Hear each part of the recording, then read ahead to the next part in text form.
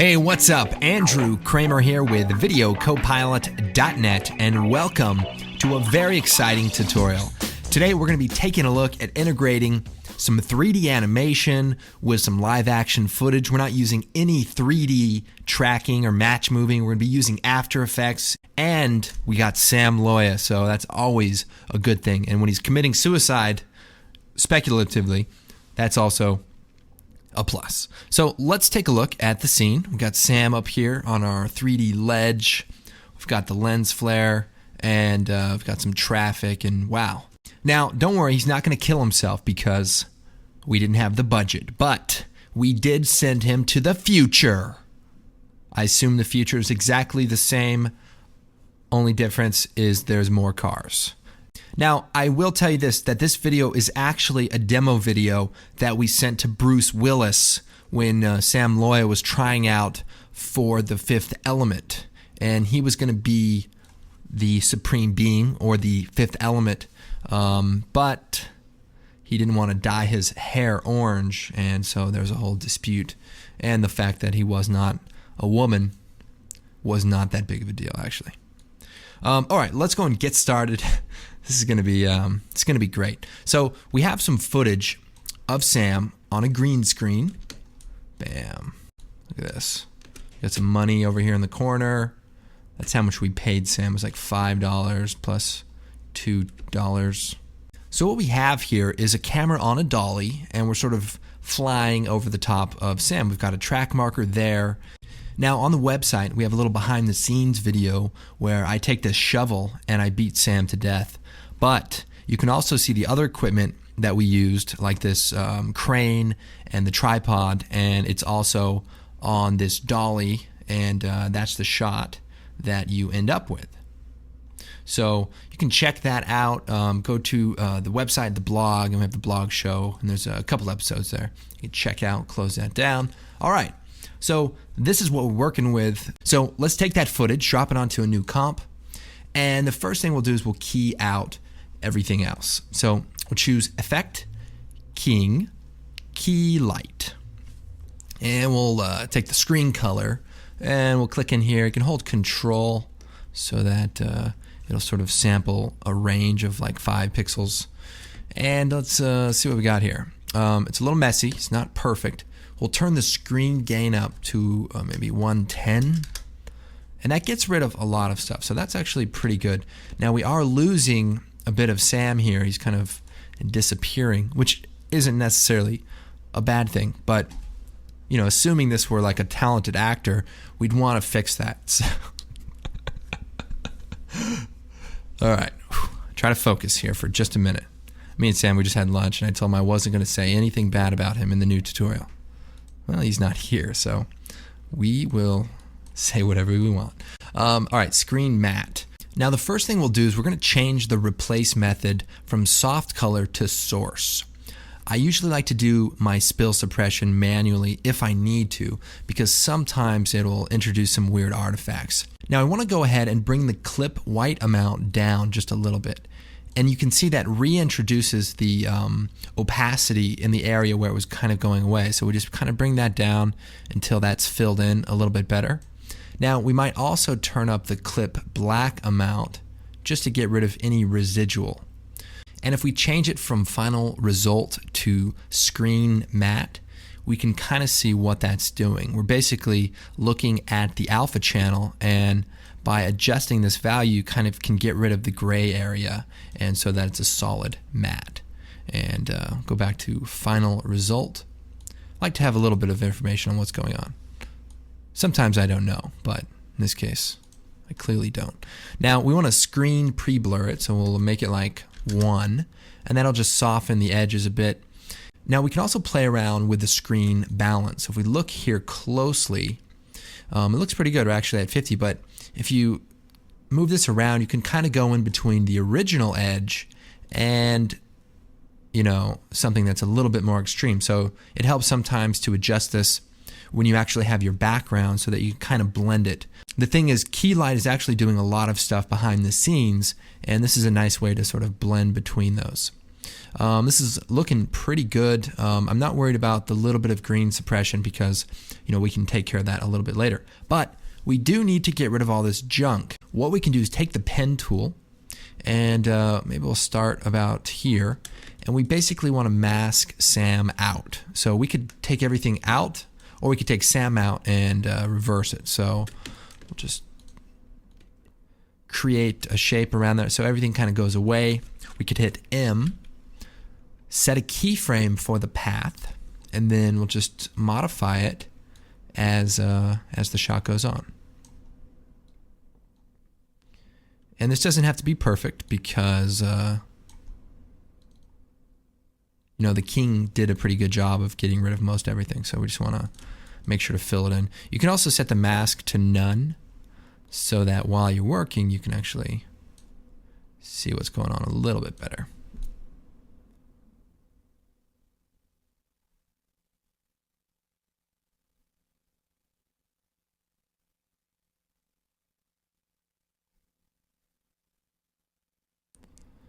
Okay, I think we're in good shape. We'll set that to add, and we'll go ahead and move on to the next few steps. So next I'm going to go ahead and create a null object. So choose Layer, New, Null, and we'll leave it as 2D, and this is going to be our ground track. So hit Return to rename layers. Okay, so we want to track the shot. So I'm going to go to the beginning of the shot here. We'll select our footage.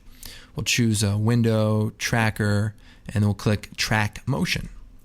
Now, we could track the rotation, but for this case, I'm just going to go ahead and track the position since there isn't really much rotation. So in this case, I don't need to. We'll go ahead to the corner of the dolly here, and then we'll just click on this Track Forward button, and bam, we're motion tracking. Now, we're going to lose it here. It's going to go out of the frame, so we'll track it a little bit more, and then I'm going to move the tracker up to this other point. So I want to maintain that position, but I'm going to look at another source for the tracking.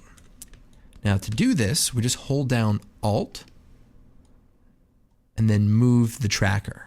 You have to hold down Alt. And then you can see the little plus, our actual track point is right there, even though we're going to be sampling from this point. So go back out and we'll track some more.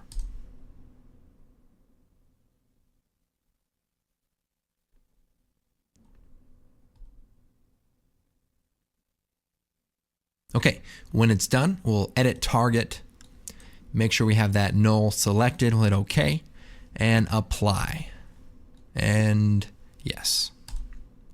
So now what we have is a null object that's going to stay linked to that position. Very nice.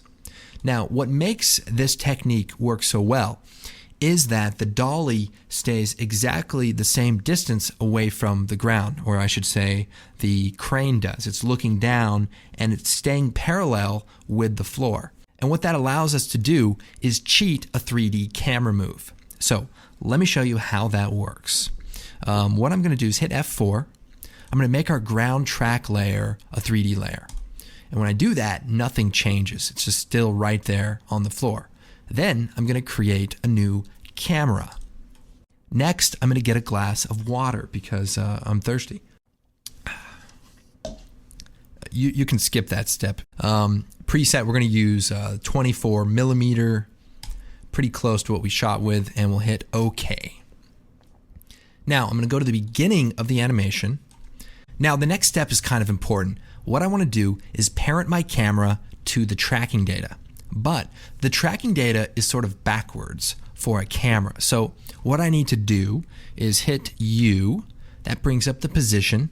Better yet, we'll just bring down all of the transform options. So I have position and I also have anchor point. So what I want to do is copy the position into the anchor point setting. So I'll select the name position. That selects all of our keyframes. We'll choose Edit, Copy, and then we'll just shut that off. Select anchor point, Edit, Paste. And I'm still at the 0 frame point. So now when I parent the camera to that ground track layer, we can actually see a camera that's moving properly in 3D space.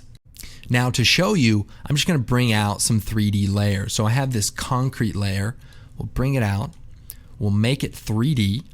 And because the position of the Z value is at 0, that's where Sam's feet are, because we tracked a point that was on the ground, and the ground is always going to stay at 0 in this particular case. So we'll move this right about there.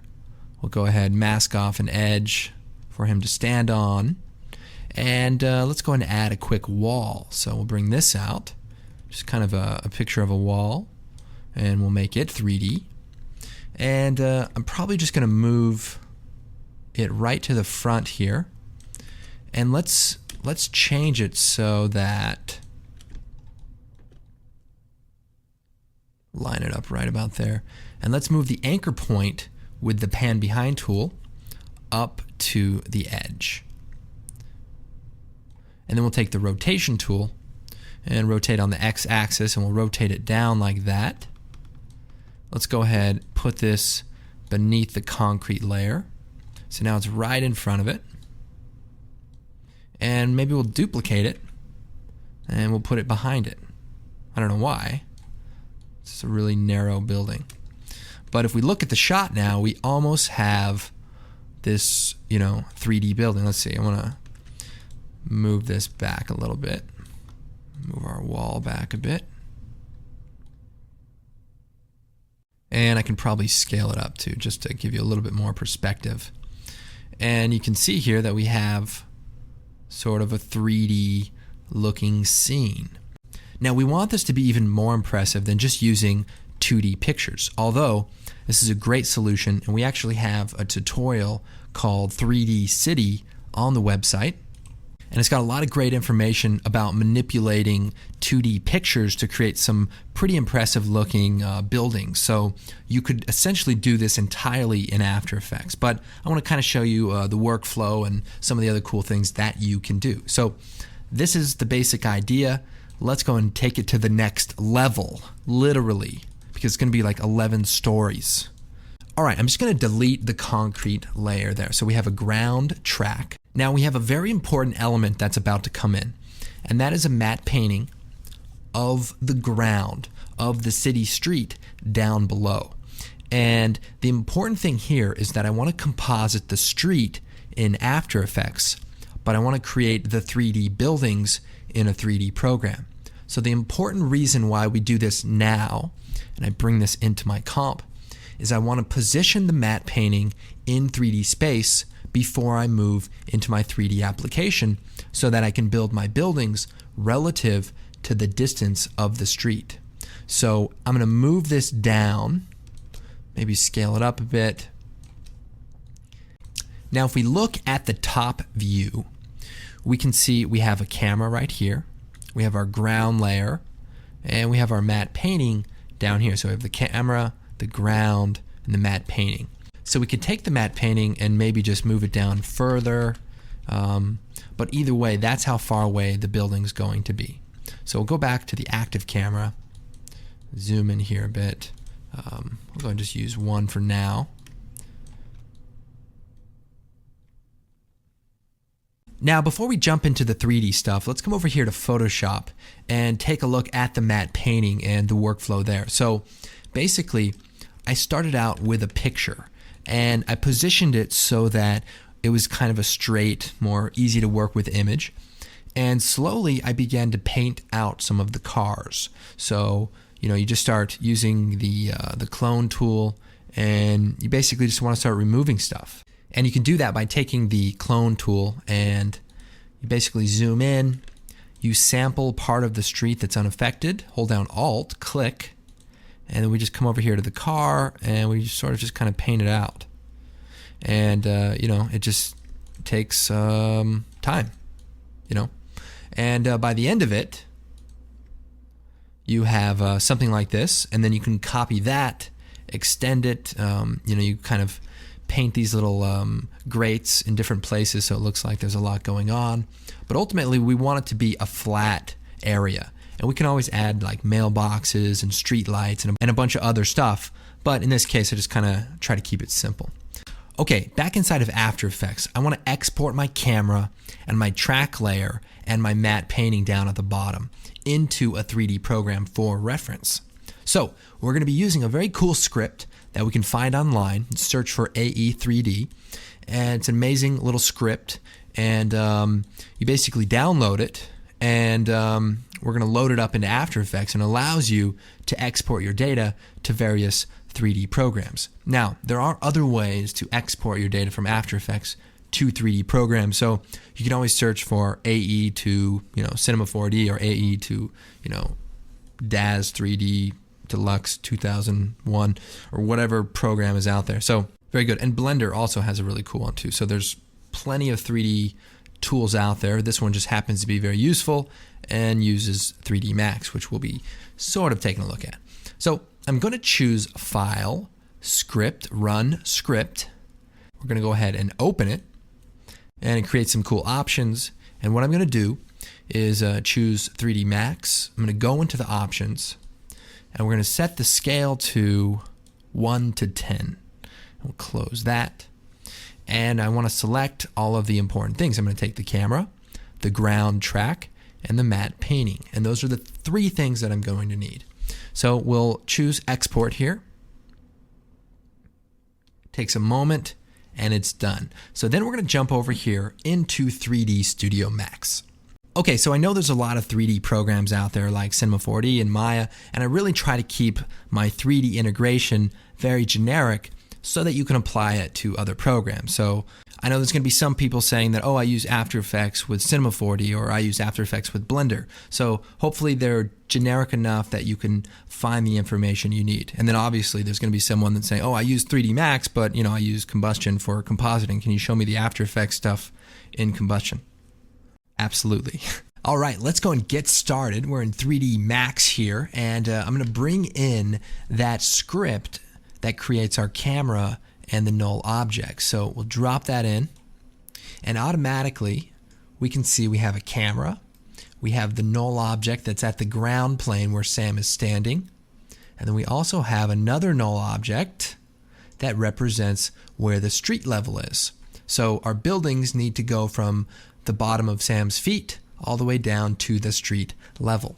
Now, we could make a building, we could model a building, or we could buy a building, or we could make like we're buying a building. But what I did is actually designed a single level of a building that we're going to use for this tutorial. So we'll bring that in. It should be part of the download as well. And let's see, we'll take a quick look at it. It's basically a two-sided building. Let's go edged faces there.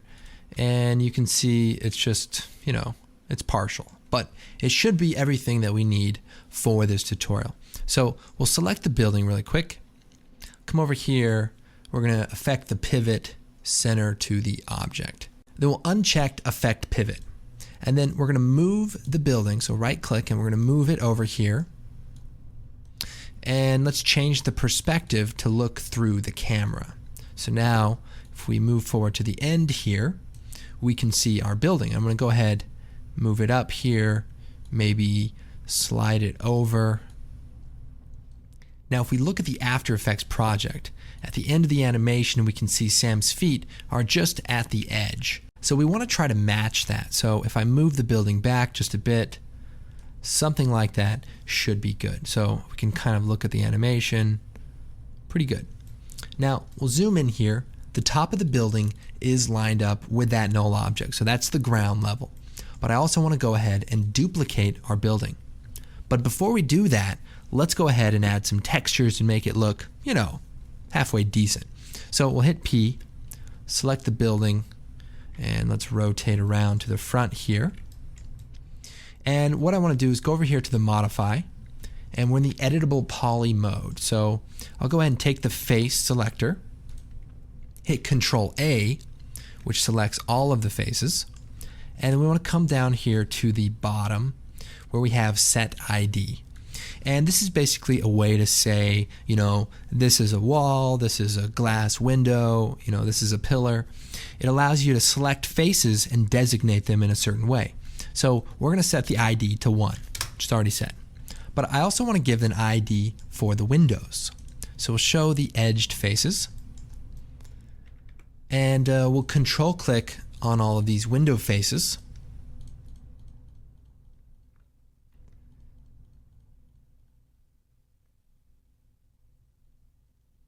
And we'll set the ID to 2. And you want to go ahead and do it for all of the windows. Now, the other thing we can do is select one window randomly and set the ID to 3. And what that's going to allow us to do is create a window that's illuminated as if somebody's in there. So now that we've done that, we'll go ahead, we'll go out of the edged faces, Alt W here, and then I'll hit M, and then we bring up the material editor. Now, I also have a simple tiled texture that we can drop right onto the material, and then we can take that material and apply it to our building. So now it has a bit of a texture. Now, if I click on the standard type material, I can change it to a multi-sub-object material. Then we hit OK. We're going to keep the old material as a sub-material. And then what we can do is, now that we have the IDs set up, we can go into the second slot, click on that material, change the color to maybe a dark color, maybe add some reflectivity, maybe a little specularity. Doesn't really matter for now. And for the third slot, we'll go in there, we'll turn on the self-illumination, and just give it a little bit of a warm glow. We'll hit OK.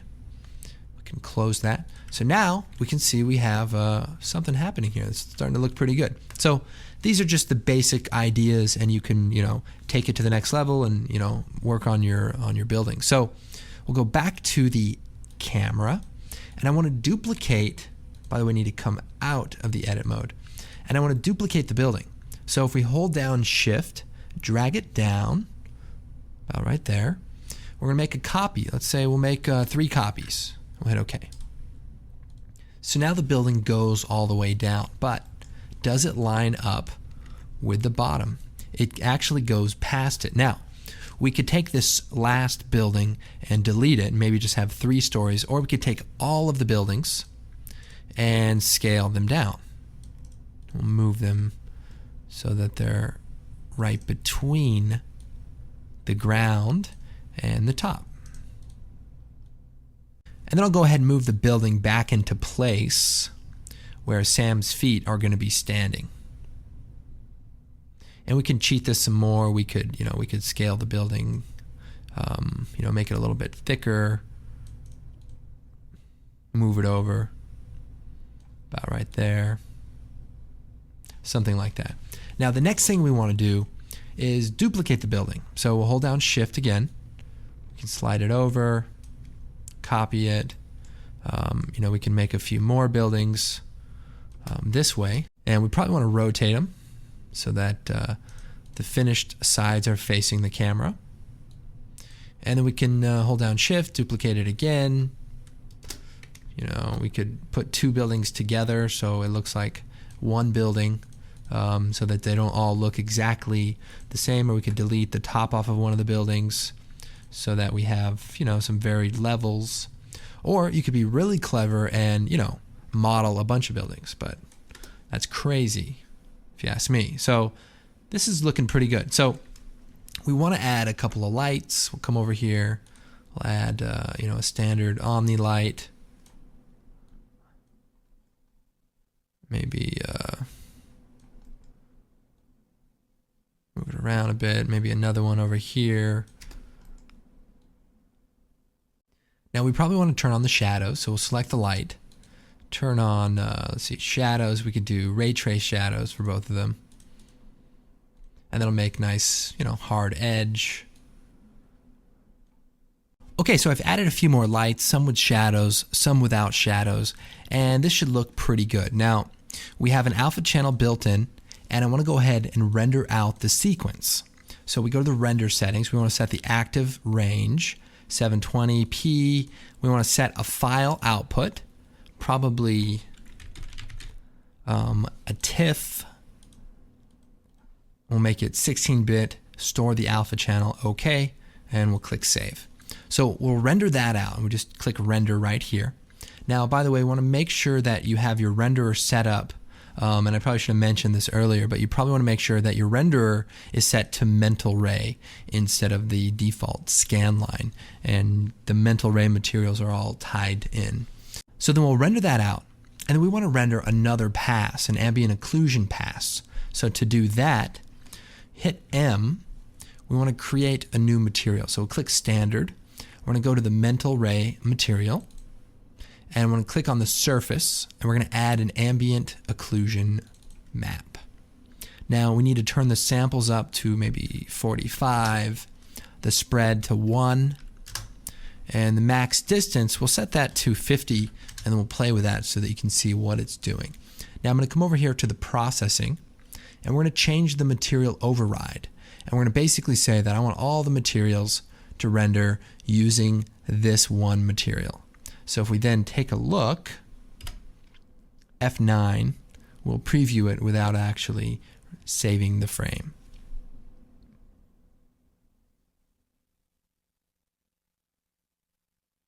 So here we can see sort of a nice ambient occlusion pass where as the model gets closer to the edges, we get a little bit of shading, and it just helps create contact at the places where the mesh kind of comes together. And another cool thing that it does is just creates kind of a soft lighting effect. So if we look at the beginning here, let's hit F9.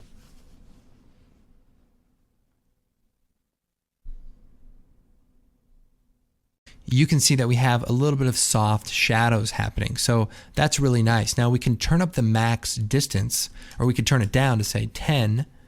And if we preview that, F9, you can see that it's a lot tighter. You know, and sometimes that's all you need. Maybe you have other lighting going on and you just want a little bit of contact.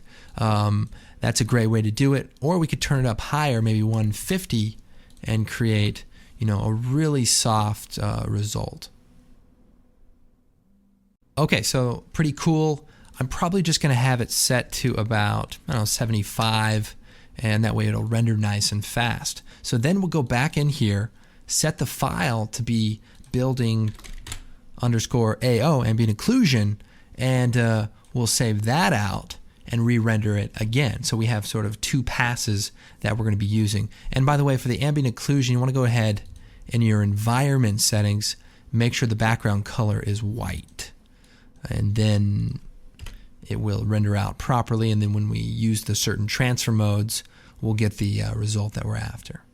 I think that's everything you need to know in 3D Studio Max, but wait, there's more. I also want to show people who use Cinema 4D how to get started in this same way.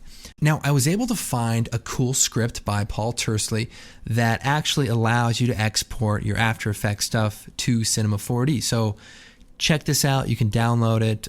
You can do a quick search for AE to Cinema 4D and find the information for that. So once in Cinema 4D, we can go ahead, take that building model. I left it in a format that will be universal with most 3D apps. So we just bring it in there and we say, okay, there it is. It's on its side. So we'll want to rotate that. And another thing I want to do is it comes in with some weird smoothing. So we'll go over here to this tab and we'll set the angle down to 0. And that way it'll just be flat. And that's what we want. So kind of just walk through the same things that we just did in 3D Max, and we'll take a look at them here. So we can create a couple new materials. I can take this concrete texture, drop it into the texture slot, and we can just apply that to everything. And then for the windows, let's see, we can do the edit mode here and then click on the faces. I think hold down shift, or let's see, shift, and we'll create a new material. We'll just make it black, and we'll drop that on there. And it kills our other material, but it's actually still there. So we'll go back to the object selecting, and we'll do a quick render, and you know, that's the basic idea. We could copy paste it. So we basically just select it, Control C, Control V, and we can make multiple levels. You know, just like in 3D Max, and you can turn on some of the windows with lighting. I think there's a really cool. Let's see, if you double click on the material, you can come down here to you know, glow or illuminance and create sort of a bright material. It's really cool. Now in the rendering side of it, we click on the rendered thing here. We want to add an ambient occlusion pass. We can set the rays to be maybe 50 and the samples from 10 to maybe 40. And that should render pretty quickly. Let's also add a quick light. So we'll just we'll bring that in. Maybe turn on the shadows. Let's see, we'll do shadow map. Let's move this over. And by the way, I've got my settings all set up like 3D Max, so like all my controls work very nice. And maybe we take this, we just create another building really quick. And we'll zoom in here. Now we've got that ambient occlusion on, and we'll just do a quick preview. And starting to look nice. I mean, just add a few more lights to kind of balance the scene out. But this definitely does a nice job of rendering. Now the other thing in the render settings, we'll go into the general, or the output I should say, and we'll do 1280 by 720. We'll make it 24 frames per second. And then there's some other multi-pass options you can set when you're actually rendering it out. So let's see, save. You can set this all up, include the alpha channel. And for the multi-pass stuff that will come out in that format, and then the compositing project, you can set it up for After Effects, and it'll include all of the levels and everything already put together. So I won't get into that, but only because it does such a good job that I would just make it worse. But that's the bottom line. Control R. I'm getting a lot more familiar with Cinema 4D, and I've been, I gotta say, I've been digging it. I've been able to think about what I want to do, and for the most part, I've been able to pull it off, you know, relatively quickly. So that's always a good thing. All right, so we're back in After Effects, and I'm excited because we've done all this work and we haven't seen anything yet. So finally, we have some stuff to composite, and I've imported our 3 sequences. I've interpreted the settings so that they come in at 24 frames per second, and we'll hit OK. And that matches our footage. So we have our building. We'll bring that out above our matte painting. And look at this. Sam is on a building. It's great. And we have the ambient occlusion pass. We could bring that out. We could set the transfer mode to multiply.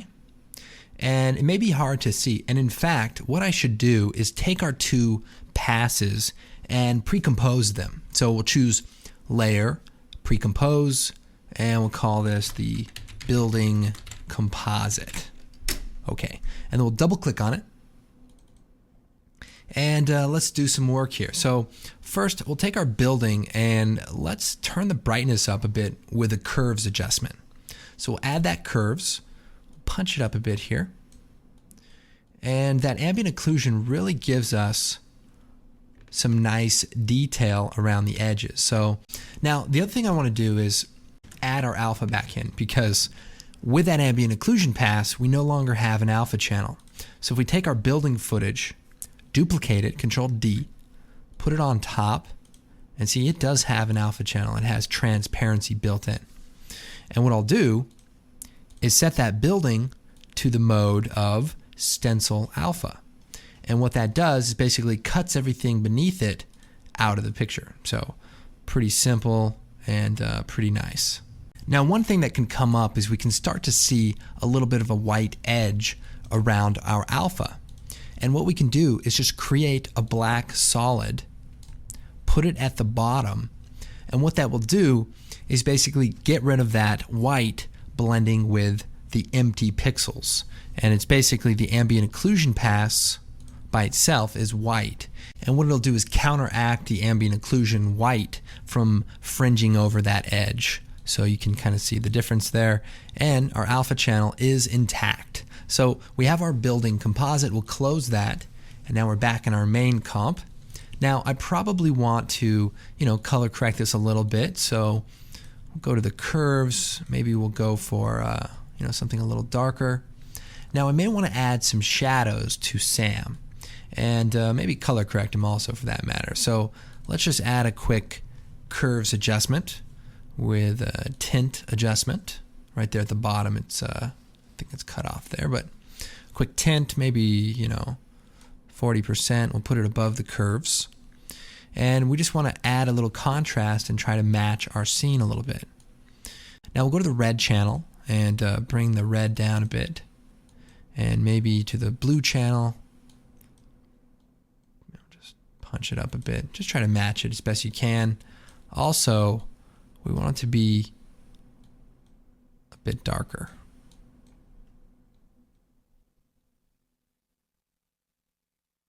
And obviously this is a bit stylistic, but you want to try to match your scene as best as possible.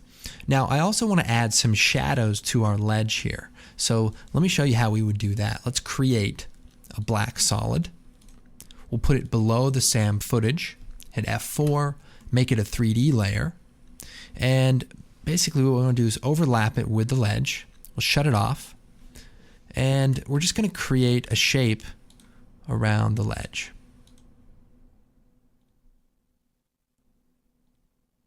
And then we're going to create our shadow. So the shadow would probably be something like this. And we'll hit M. Now we'll take that second mask and make it first. And basically, so we're adding the first part, and then we're going to subtract the second part and then set it to invert, so that we just have that area where his shadow is. Now we'll go ahead and feather that out a bit. Maybe change F4 the transfer mode to color burn, or maybe classic color burn, and then hit T, and we'll just lower the opacity of that clip. So now we have something like this. Now we may need to adjust our mask a little bit, that second mask, and maybe give it like a 2-pixel feather. You can take a look at that here. Something like that.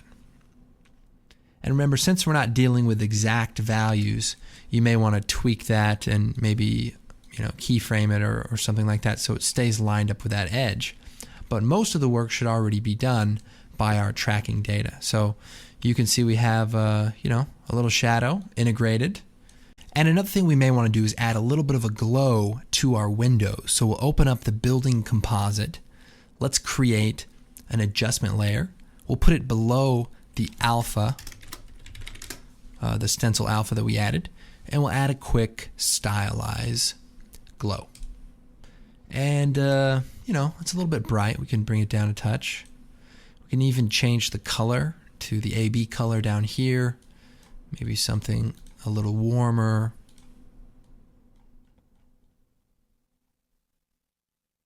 Something like that. So we'll go back to our comp here.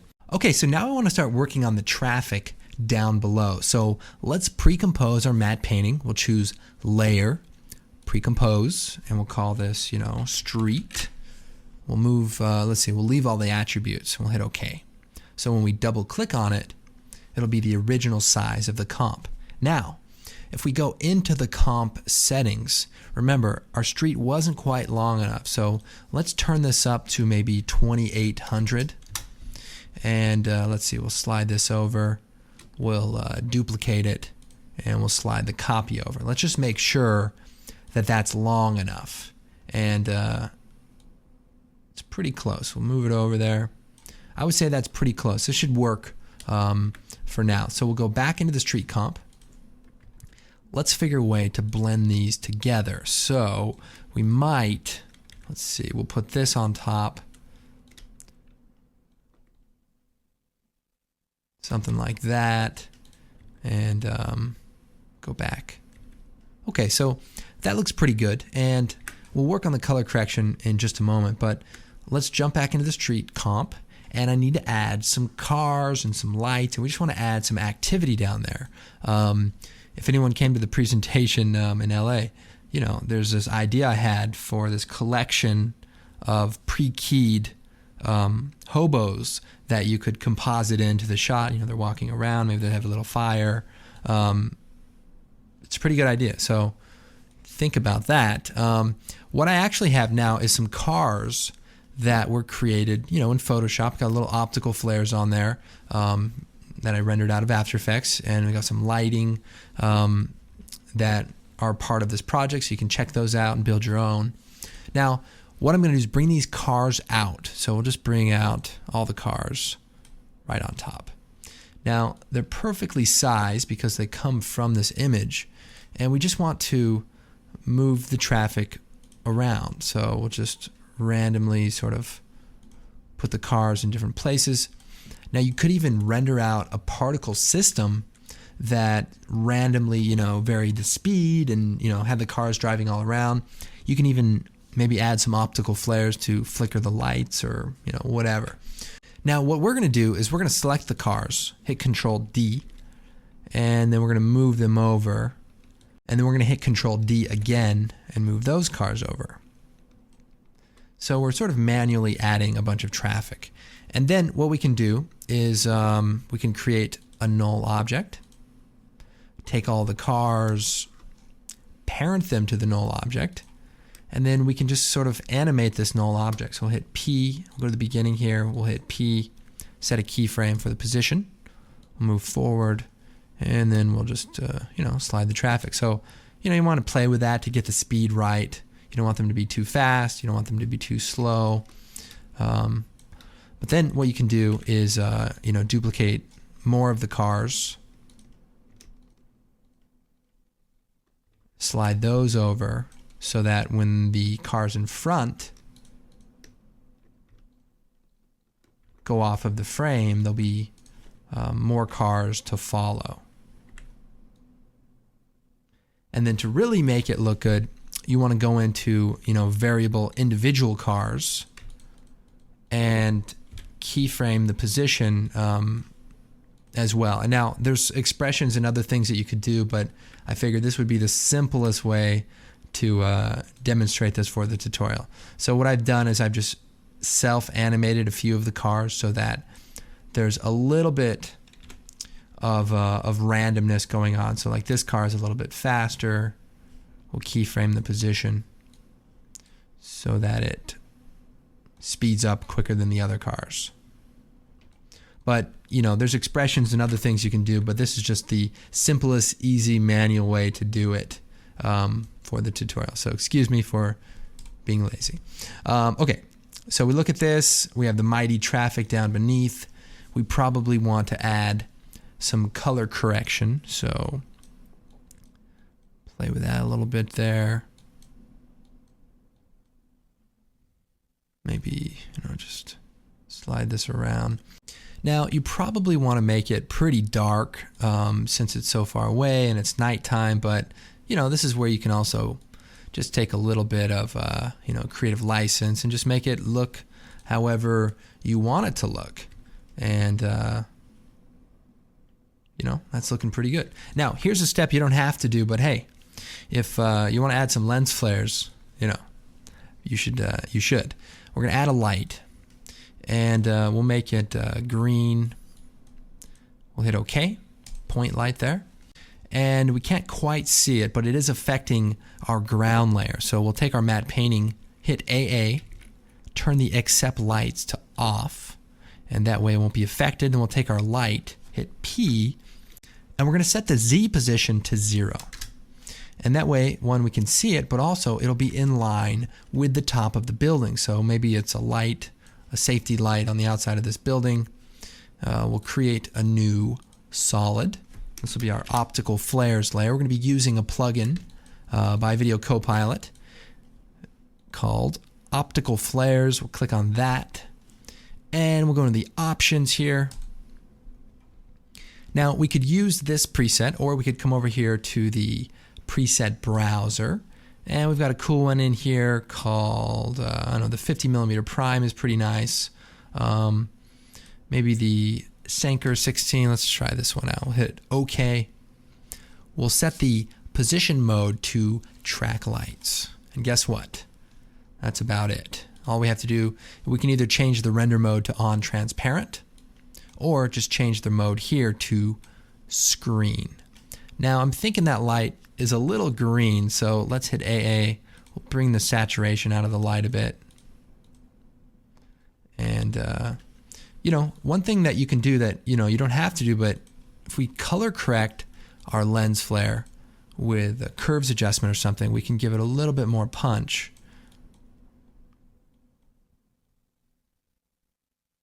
And maybe even add a touch of flicker, maybe 35, and just turn that up a little bit so that the light just has a little bit of life there to it. We can take a look. We could duplicate the light, and we could add another light maybe on the building across the way. I mean, this is just insane. Why do you need these lens flares? They're unnecessary. They look cool, that's why. We could go in here, we could play around with some of the other presets, like this JJ one's really cool. Tons of elements, lots of stuff going on. We'll hit OK. Now this one's a bit bright, so let's bring the brightness down a touch. This is the part where you can start having fun and just experiment with some different colors and some different looks. It's a lot of fun. I think that's it. I think we've covered a lot of things. Now, obviously, we have the 3D cars flying in the other example, and all you need to do there is just move some of the cars in Z space inside of the main comp that includes the camera, and then you actually have cars flying around. And of course, be sure to visit the website. We've got cool stuff happening on the blog, lots of cool activity in the forum. And if you want to help support the site and add some cool lens flares, we also have a great plugin, Optical Flares, and there's just a lot of cool presets and just a lot of cool uses for that plugin. And not only that, but we have some other cool tools like Action Essentials 2 for adding some explosions and blood and all that other amazing stuff. So anyway, my name is Andrew Kramer. My commercial's done. The tutorial's done. I'm going to get some dinner, but I got to tell you, this has been a blast. I love doing these really in-depth, thorough tutorials. So Andrew Kramer here. We'll talk to you later.